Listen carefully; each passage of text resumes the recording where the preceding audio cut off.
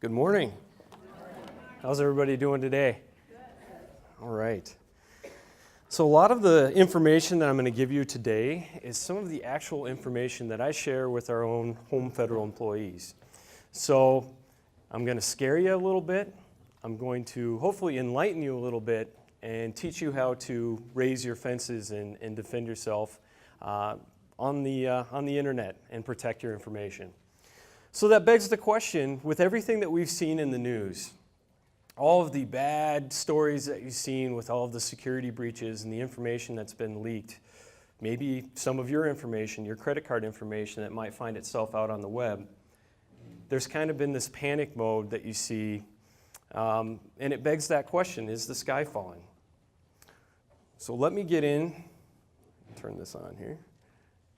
Does anybody in here know the current population of the United States? Any guesses? 30,000 or million. 360. There we are, 328 million, okay? I promise I'm going somewhere with this. Does anybody know what the United States adult population is? Any guesses? 252 million, okay? This brings me to Equifax, all right? Has anybody read any news articles on Equifax in the last year or two? Has anybody been really upset with Equifax over the last year or two? Right? The personal data of 145 million Americans were exposed by Equifax last year. 145 million. That is 60% of the adult population here in the US, okay? Now this is not your standard security breach that you read about on the news, you know, Target or any of these retailers where credit card information is being leaked out. This is everything about you. This is your names, addresses, phone numbers, social security numbers, dates of birth, some credit card information, some driver's license, even your salary history was leaked by Equifax. If that doesn't infuriate you, it absolutely should. And if that doesn't scare you, it should. Because this is the information that somebody will use to steal your identity. They will use it to take out home loans in your name. They'll use it to take out car loans in your name. We won't feel the full effects of the Equifax breach. We won't know the full effects of the Equifax breach for decades because of how that information will creatively be used to hurt you, steal your identity, whatever it might be. Now, there are multiple facets to this. I don't know if you've read the articles, but aside from the actual breach itself and the cover-up of the breach and the delaying of letting the public know that the breach took place, there are other sides to this, like the senior executives at Equifax that in the period before the information went public, where they exercised their stock options and cashed out their Equifax stock, some of them got charged with insider trading, some of them didn't. But this also begs the question, here we have one of the major three credit bureaus. Does anybody know what the three credit bureaus are? TransUnion, Experian, Equifax, right? And to a lesser extent, you got the fourth, which is Innovis. These companies are not government-held companies. These are private, well, they're public companies, but they're in the private sector. So whether you choose to do business with them or not, they have all of your information. Now, I ask you, has anybody looked at the stock price of Equifax lately? Now we're more than a year later after the breach. Equifax is doing just fine. All of the Senate committees that took place and all the inquiries into what Equifax was going to do to clean up and remedy the situation, all it was a bunch of questions. They're still operating just like normal. The point that I'm trying to make is that companies like Equifax, they are not going to look out for you. You have to look out for you, okay? So what do we do because of a breach like Equifax? We have multiple facets here, or multiple categories of things that you could or should be doing. Number one is credit review. How many people in this room review their credit on a consistent basis? Contact credit bureaus, ask for credit reports, and review that so you can see what's going on or if there's any fraudulent activity on your credit report. Couple? Okay. Credit review is a reactionary. This is something that you do that's reactionary, right? So this is something that you would uncover after the fact. If there was fraud on your credit report, this would be after it's already happened, okay? Next, you have credit monitoring. So if you have a company like LifeLock or one of those many companies that do credit monitoring, that is real time. So it's not reactionary, it's real time. So if something happens on your credit report, they will report that information. They will notify you immediately after that information. Something major activity comes, and then you can review it. Then you've got the credit freeze. Has anybody frozen their credit? 1, 2? Okay. That was the first thing I recommended to my entire family after this breach took place. I told everyone in my family, you need to freeze your credit.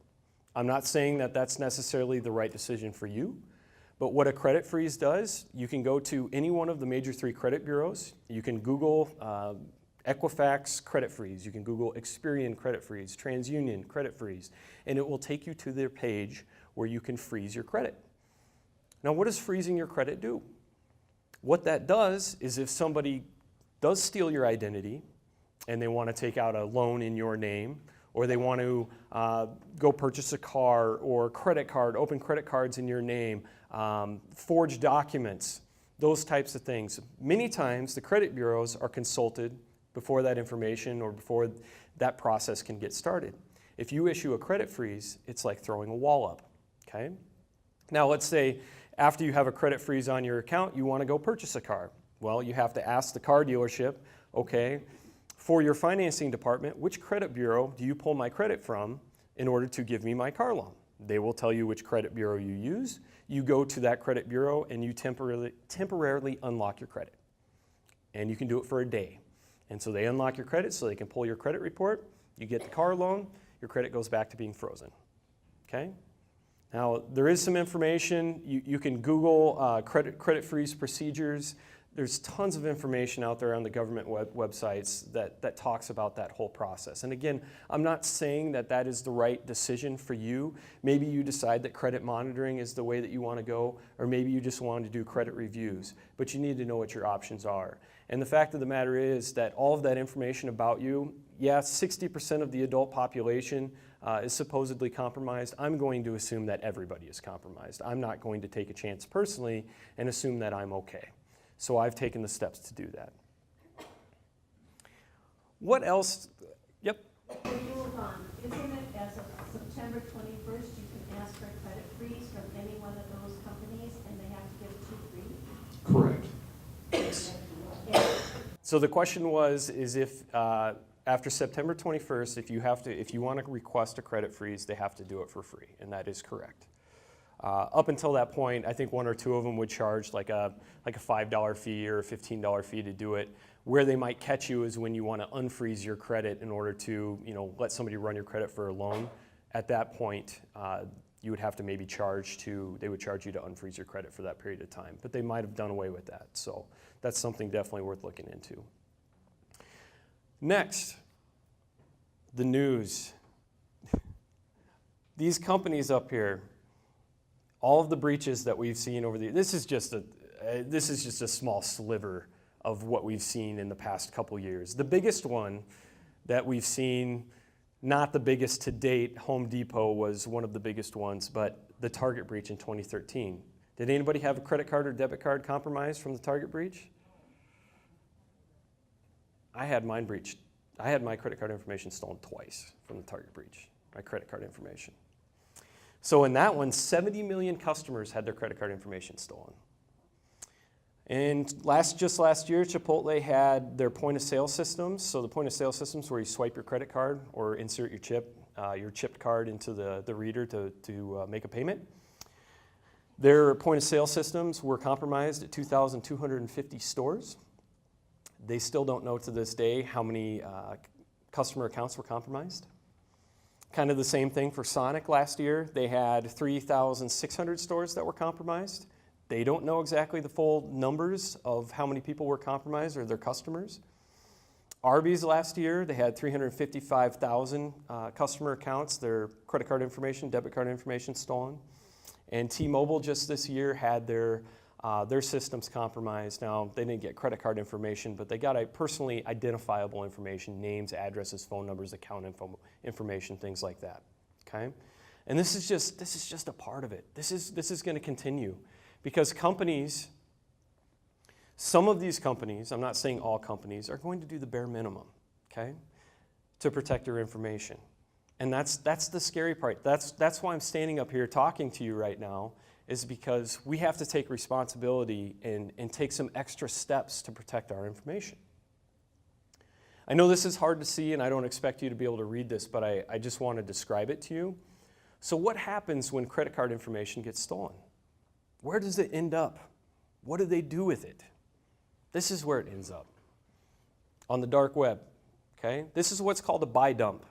What a buy dump is there's, out of all the millions of credit cards that might be stolen in a breach, they get thrown up on the dark web for sale.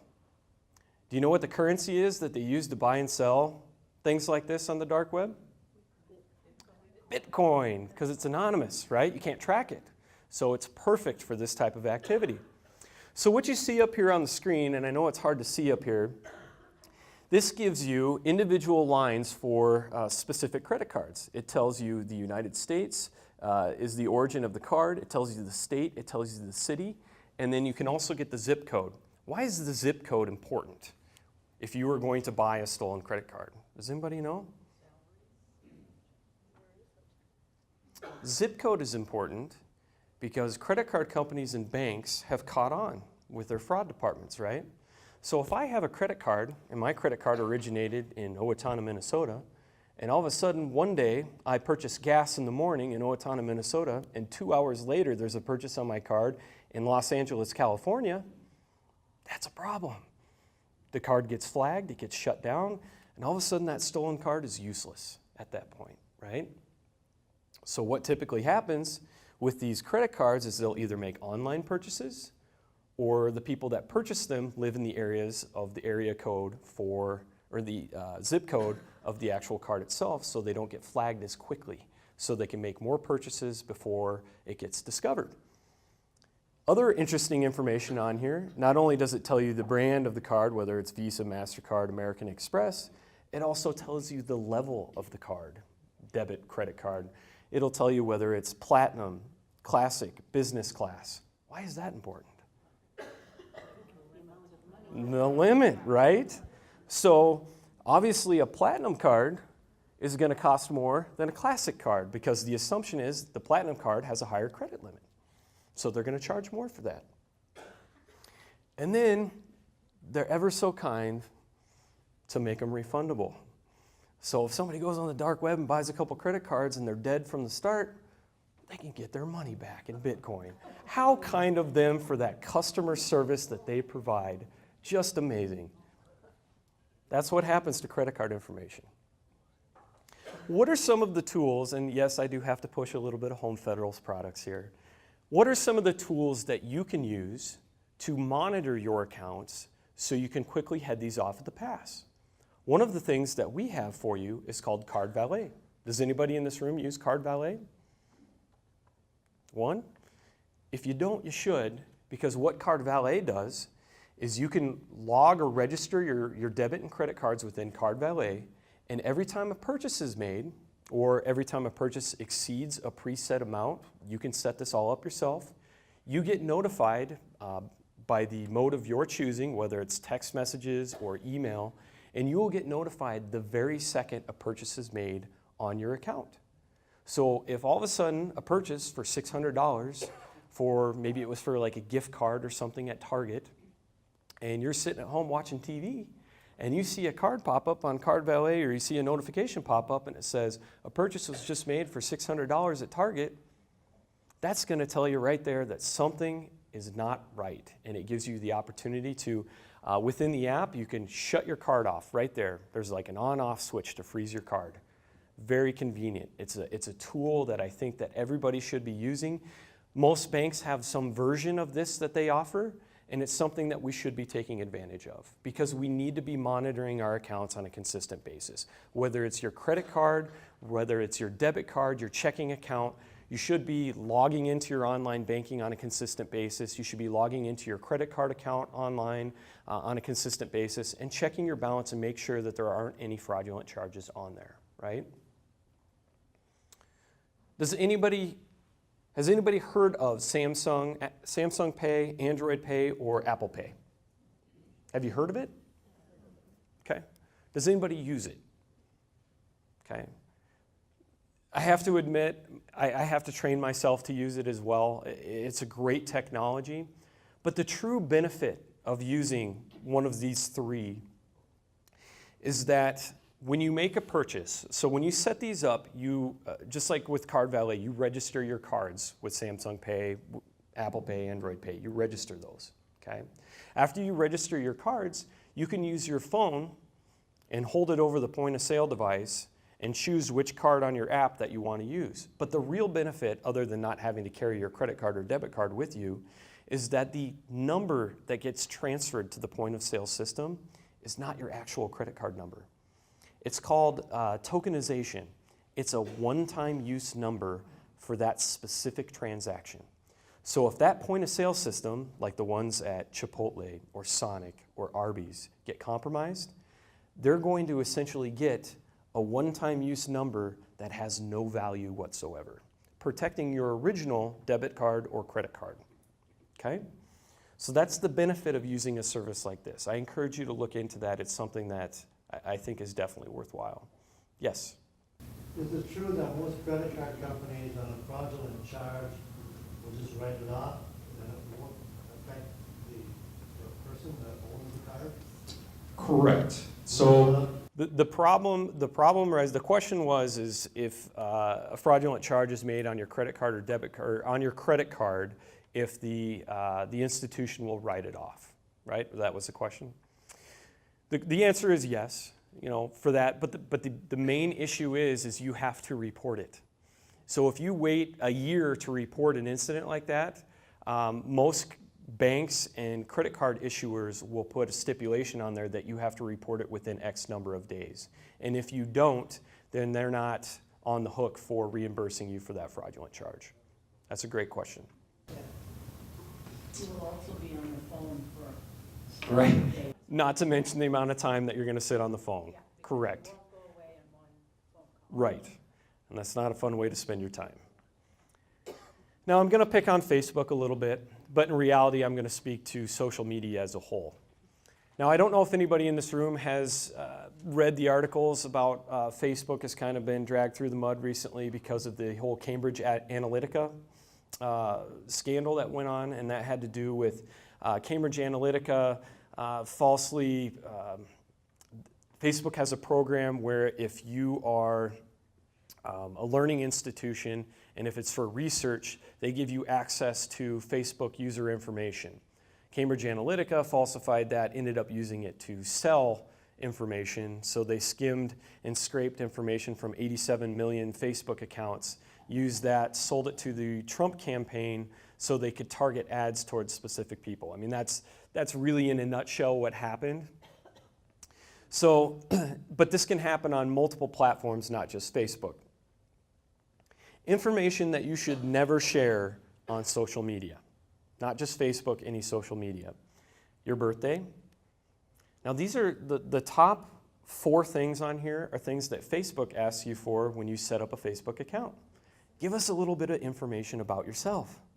And then that information gets shared with everybody that views your Facebook page. Your birthday, your home address, your phone number, your place of employment. Why would you not want that information to be shared with everyone? It's great on Facebook, right, to have your birthday on there and to have all of your loved ones and maybe some of your friends that aren't such close friends tell you happy birthday on your birthday.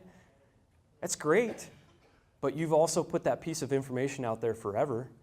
So anybody that wants to look up your information can all of a sudden grab your birthday. Now, a birthday in and of itself is not the most important piece of information, but you pair that up with a couple other pieces of information and you have a problem on your hands. Travel plans.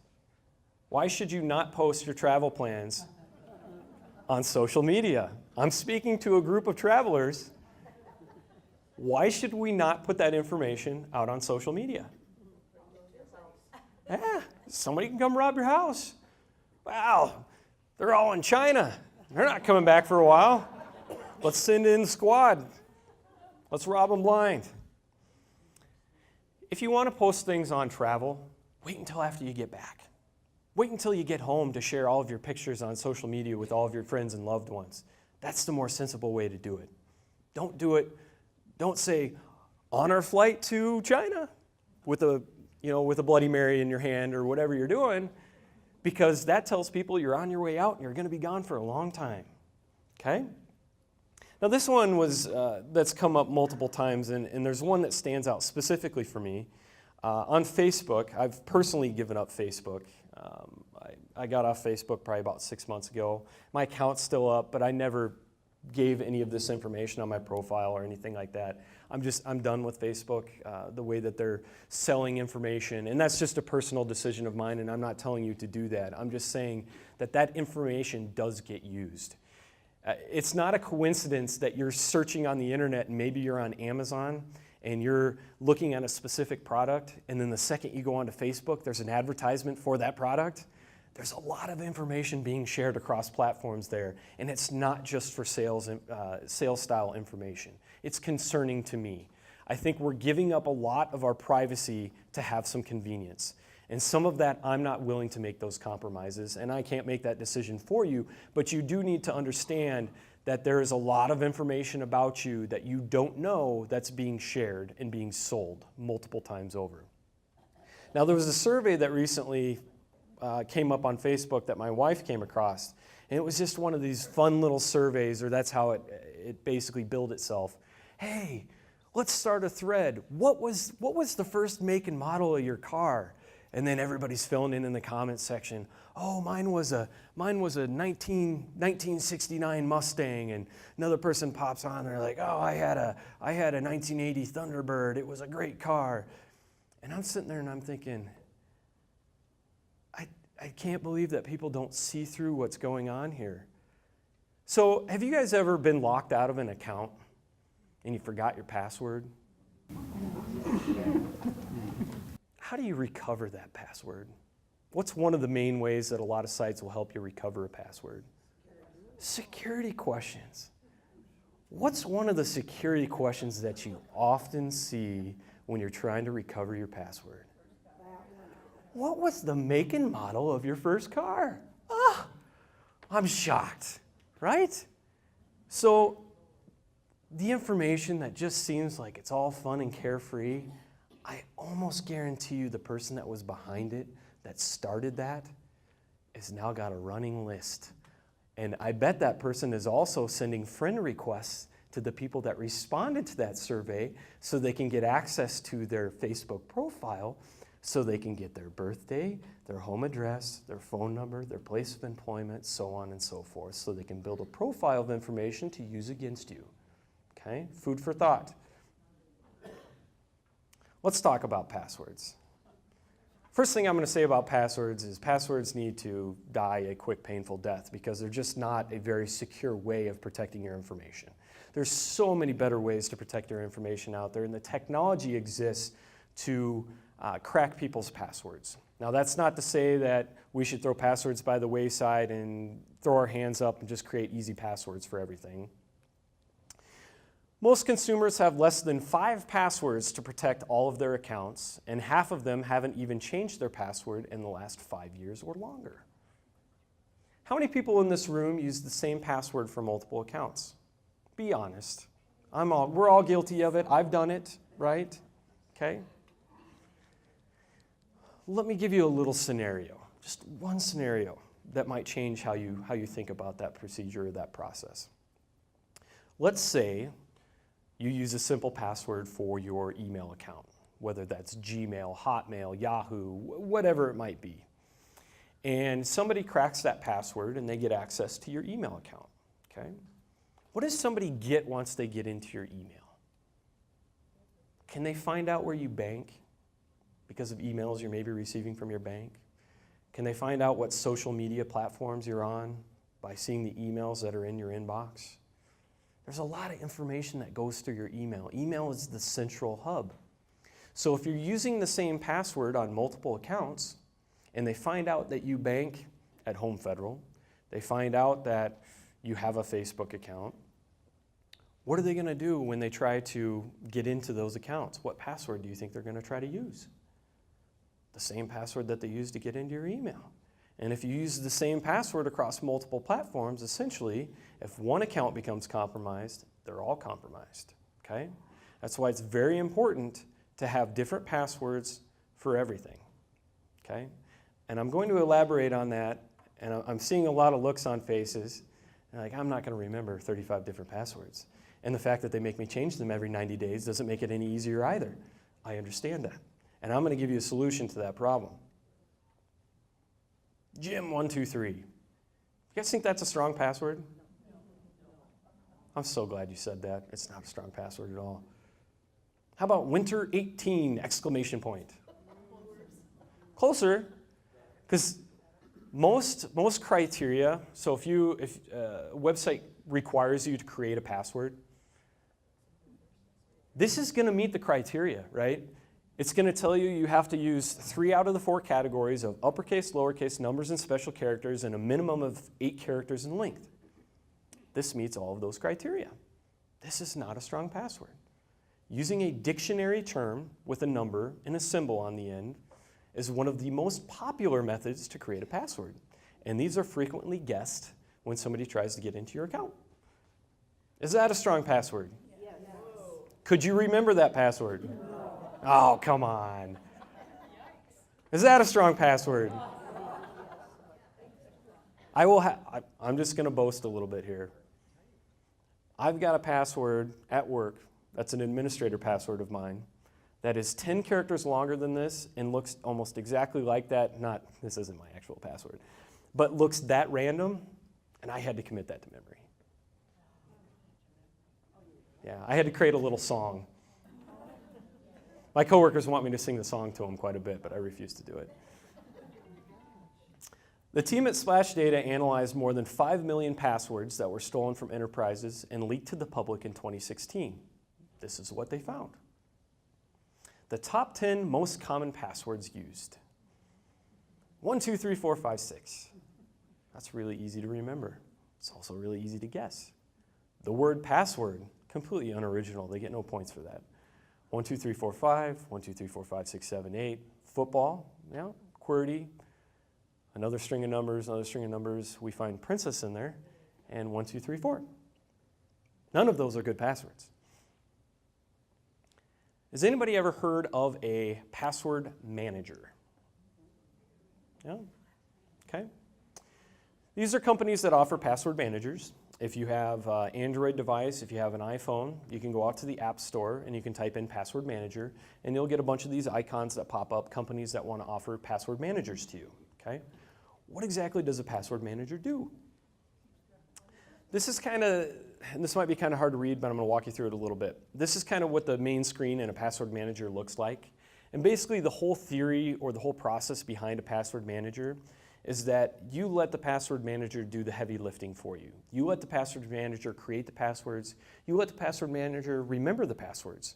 And then all you have to do when you're logging into your online account is you pull up your password manager. Most password managers use your biometrics, so to get into them, you can just scan your thumbprint to get into it. On your most newer iPhones and Android devices have fingerprint scanning on the devices, so that'll get you into the password manager. Up here, you might see a dice up here. Basically what that does is you hit that dice and it's going to run a random algorithm that creates a completely randomized password. No rhyme or reason. Look at the password it generated here. 1ANX 5AM 0 exclamation point 5BG series of uppercase, lowercase letters. That's a really strong password, okay? So let this do the heavy lifting for you. Create and save your passwords in here.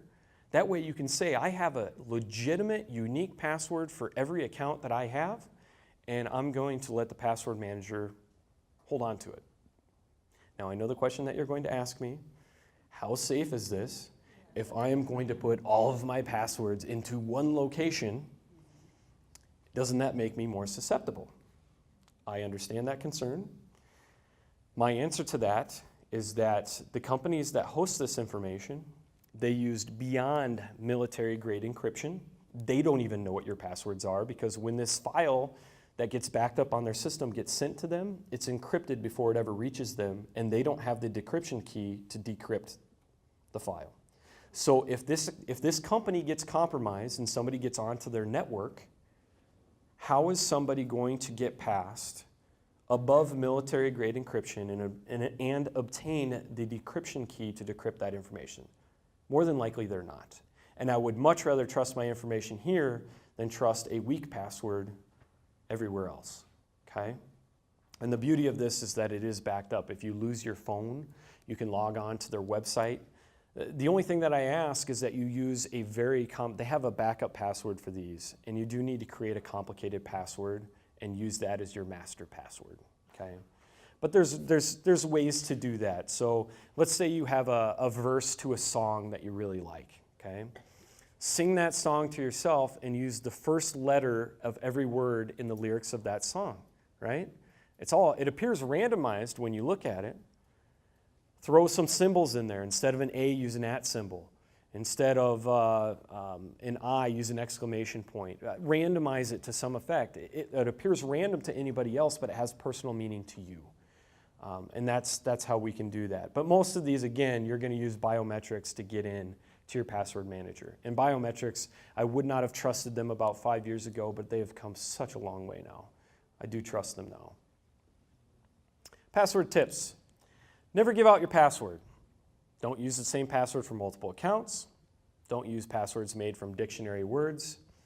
Change your passwords frequently, and use two-factor authentication when available. Does anybody know what two-factor authentication is? Okay. So if you have any company, any logon, any app that you use, that when you set it up, they will tell you, we offer two-factor authentication. Would you like to set this up now? Set it up from the very beginning.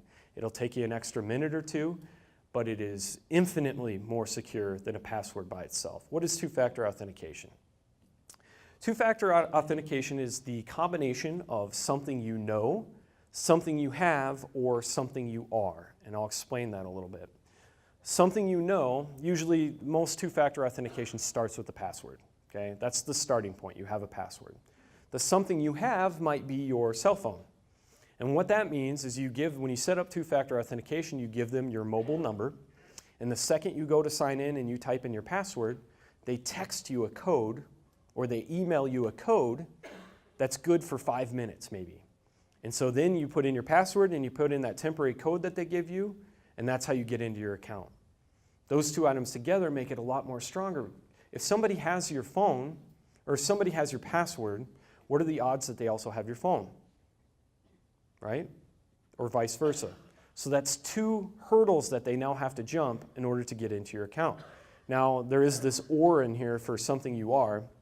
So instead of something you have, like your phone, it could be something you are, like biometrics. It could be, I know it sounds far-fetched, but we're starting to get here, retina scans, fingerprint scans, those types of things. That's the something you are. So it could be a password and a thumbprint scan. That's two-factor authentication. And again, if you're using an account or a service that offers that, I highly encourage you to sign up for it and use it. Let's talk a little bit about, we have a question? What happens when you have to get a new phone or something? If you get a new phone, most of the time when you get a new phone, you're keeping your original number, and so that wouldn't change. But if you do, for whatever reason, get issued a new number, then you could go in. Most of the login accounts or the accounts that you have, there's a section, the security section after you log in under your account.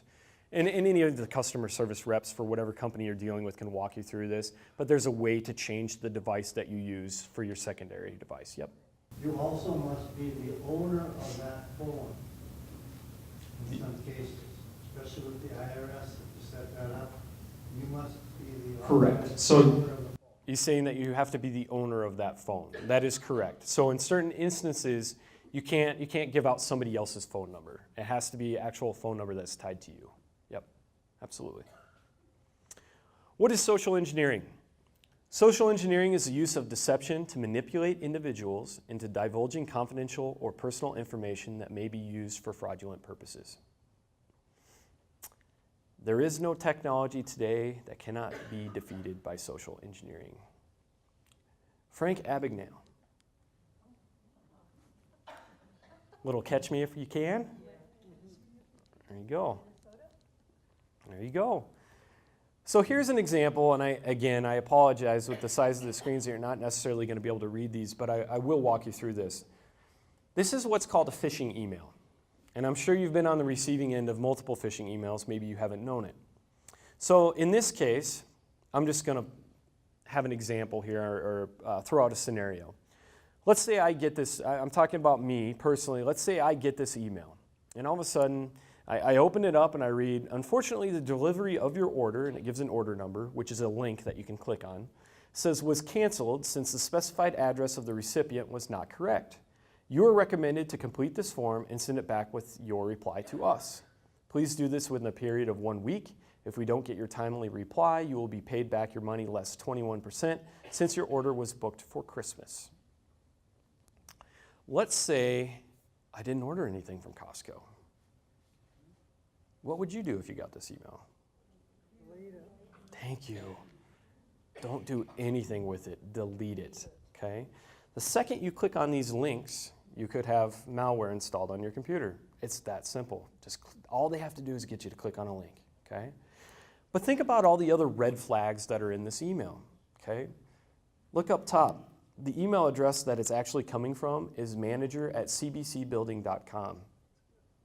Why would Costco's official email address be manager@cbcbuilding.com? I'm not saying that by itself is the biggest red flag. I'm just saying that would raise my eyebrow a little bit. Why wouldn't it be Costco customer service or Costco@customerservice.com or something to that effect? But we're not seeing that here. Here they're also telling you that it was canceled. You have to reply quickly. If you don't reply quickly, we're going to charge you 21%. What are they trying to do? Trying to scare you. They're trying to create a sense of urgency, right? A false sense of urgency. And so you're sitting here thinking, I didn't order anything. I don't have an account with Costco. I better check this out and see what it is. You'd be surprised how many people have that mentality. And they start clicking away. And then they wonder why their computer has malware on it, and all of a sudden some of their passwords start getting stolen and some weird things start to happen. It's because of phishing emails like this. I train our employees on this all the time. Luann can attest to this. I preach it.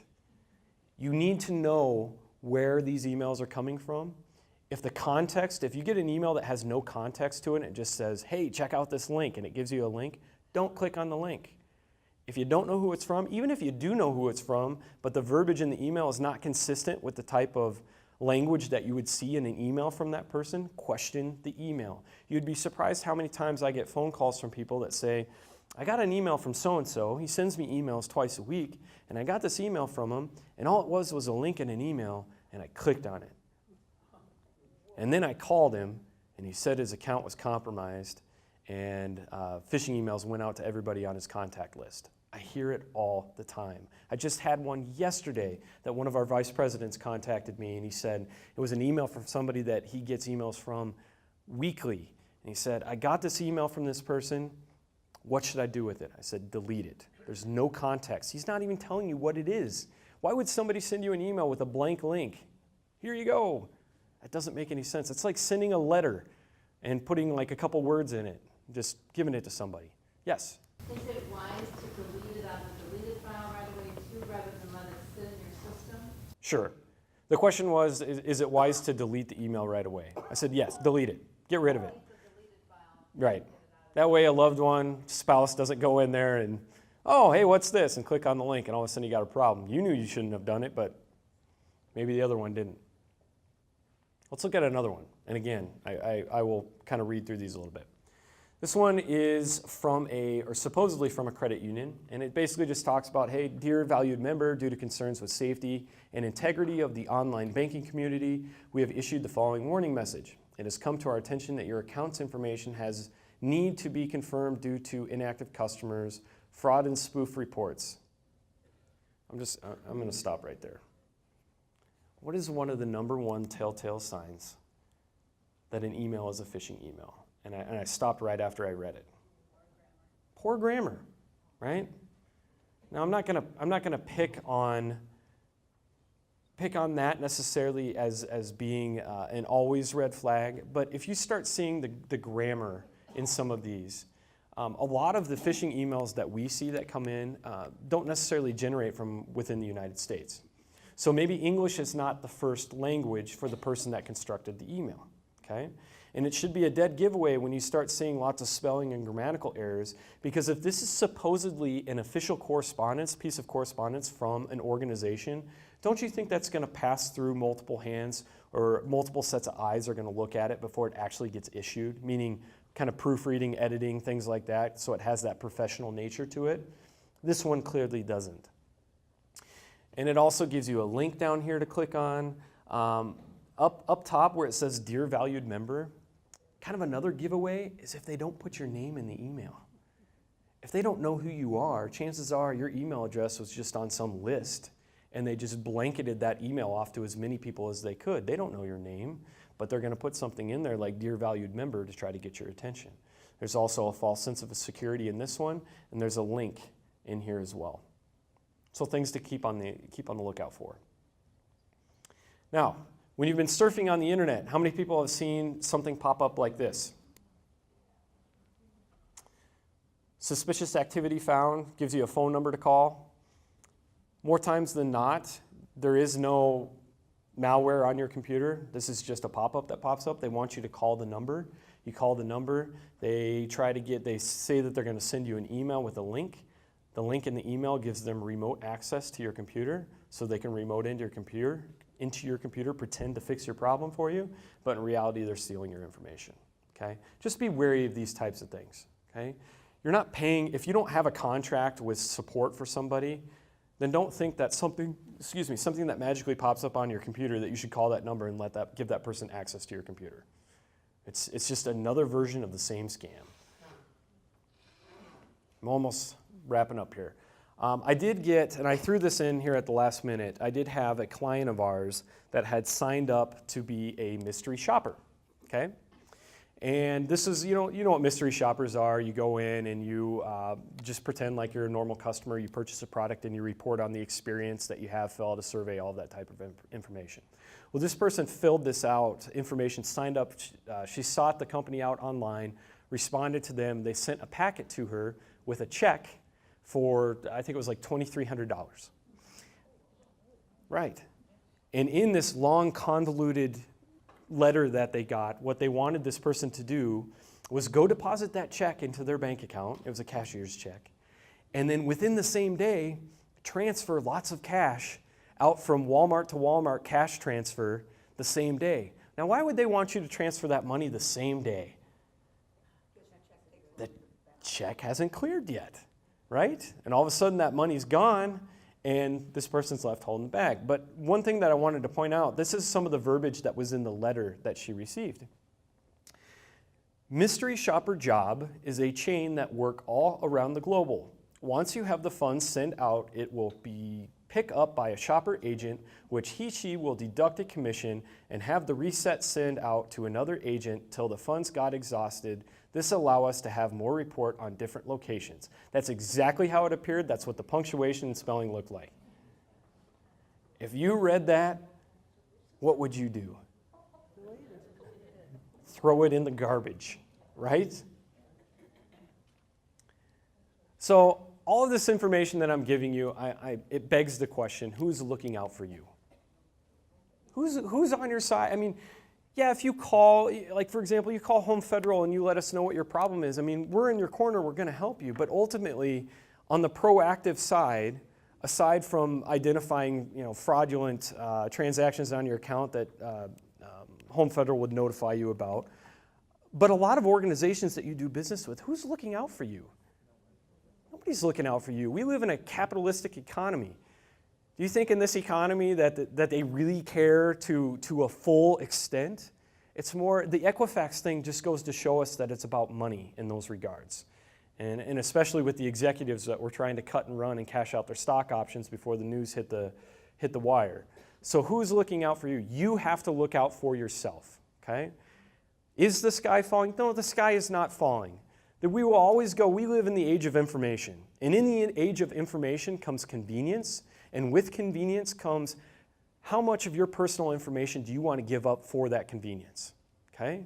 It's no different than going out and buying an Alexa device that you put in your house where you give it voice commands and it tells you or it plays songs back, but you do realize that that device is always listening, right? That kind of scares me a little bit, just a little bit. Convenience comes at a price, and you have to look out for yourself and you have to protect your information. You have to do what you can and educate yourself, and that's how you do it, awareness and education. I strongly encourage you to stay up to date on current events. Read the news. And almost every article that you read about a security breach or information that got leaked out to the public, within those articles will give you guidelines on what you can do now to protect yourself. So you have to educate yourself. You have to stay stay open on current events, stay up to date, because that's where you're going to get the information that you need. Do we have any questions? Yes, go ahead. You recommended a card valet in something that's like Samsung Pay or one of those. Yes. And all these go through your cell phone. How secure are the apps on your cell phone, and can they be scammed? Okay, so the question was, I recommended Apple Pay, Android Pay, Samsung Pay, Card Valet, and how secure are those apps because it's on your cell phone, okay? Now, most of those products that I've recommended to you, those are by major manufacturers that have standards and guidelines that they have to abide by financially, or they have auditing with the government that they have to abide by for those things, especially with the credit card information. I would have no issue using those items, just like I wouldn't with the password managers. Now, that's not to say that anything, I can't promise that anything is 100% secure, but I would have no issue with that. And the fact of the matter is that, again, the information that's being passed from those apps is not your actual credit card number. So that's where the safety comes in there. That's the trade-off. You put your information in there, and then every time you make a purchase, it's not actually using your credit or debit card number.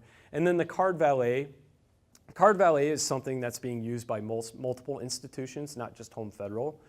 That's one that you can use multiple bank debit cards and credit cards with. And that's something that I know is a product that's backed by multiple financial institutions. And again, the auditing that goes behind that it's not just something run-of-the-mill. It's something where there's major auditing in place, and that if there were an issue, it would get shut down. So I guess that's the best I can answer that question. Yes, go ahead. Does it help to block this garbage mail that comes in, the same old stuff, Monday through Friday, just over and over and over, and it just keeps filling up your junk box? So the question is in relation to blocking junk mail, right? And should you block it all, basically all the stuff that typically comes in during a business week or Monday through whenever? Personally, what I do is I have a set contact list, right? People, I have approved companies that I have contact, or that I get emails from, and I just have an approved contact list, and I only receive emails from that. Everybody else goes into spam. If a company sends me an email and they say, be on the lookout for this email, it's coming your way, I might have to go check my spam folder because maybe it ended up there. But I'd rather do that than have to sift through everything. So yeah, I think probably putting everything in spam is personally probably one of the better ways to handle it. Okay? So let's thank